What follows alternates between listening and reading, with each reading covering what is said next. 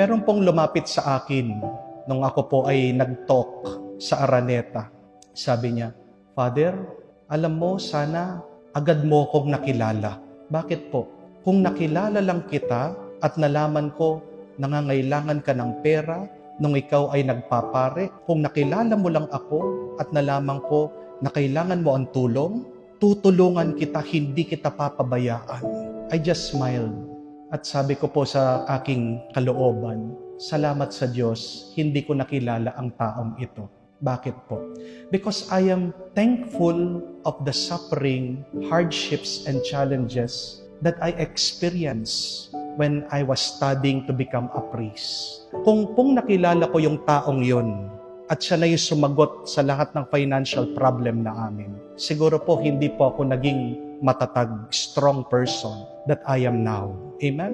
At kung nakilala ko po yung taong yun, binayaran niya lahat yung financial na problema po namin, siguro wala po akong testimony, witnessing sa milagro na binigay ng Panginoon sa akin at sa pamilya namin. Kung matatandaan niyo po, I shared that. We were in dire need. Wala po kaming pera.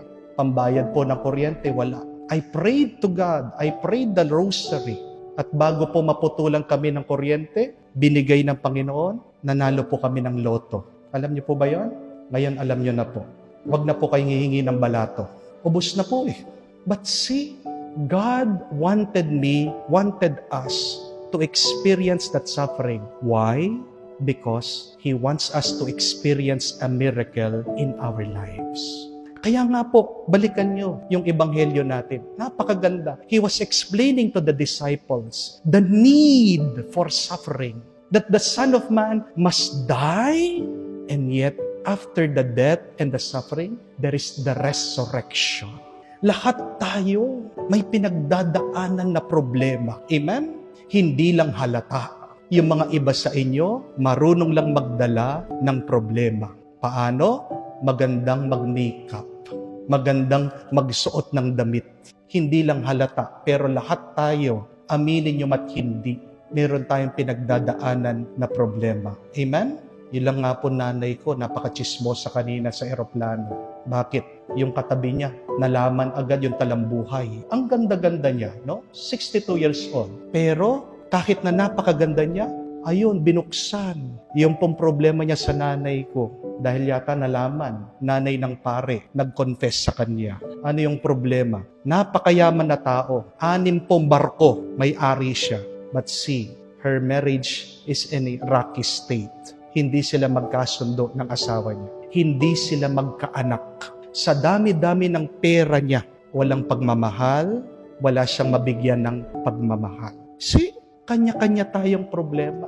Pero yung mga iba, marunong lang magdala. But at the end of the day, problema pa rin yan, iiyakan at iiyakan mo yan. What is the challenge for all of us? Embrace that suffering. Accept that problem.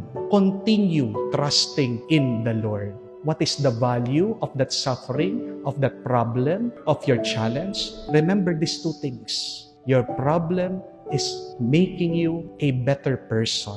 Your problem, your suffering is creating a strong character in you. Ginagawa kang malakas, ginagawa kang matatag. And remember, God allows you to suffer so that God will give you a miracle in your life. Because God wants you to experience a miracle in your life. Tingnan niyo po, without the death of Jesus, we can never experience and know the miracle of the resurrection. May kamatayan, pero dahil sa kamatayan, may muling pagkabuhay. Ganon din sa iyo. Ano man ang problemang yan, dahil dyan sa iyong pagsubok, makakaranas ka ng milagro at pagpapala sa Diyos. There is this very beautiful quotation from Saint Philip of Neri. He said, "Huwag mong iiwasan ang krus mo. Dahil pag iniwasan mo yan, baka bigyan ka ng mas mabigat na krus ng Diyos." You must embrace your cross. Because if you try to escape, try to deny, do not accept that cross, God will give you a heavier cross. The question is, what cross and suffering are you carrying now? Carry it. Do not throw it away. Offer it to God. See the value in it. You're becoming stronger. You're becoming better. And that suffering is an instrument for you to experience God's miracle.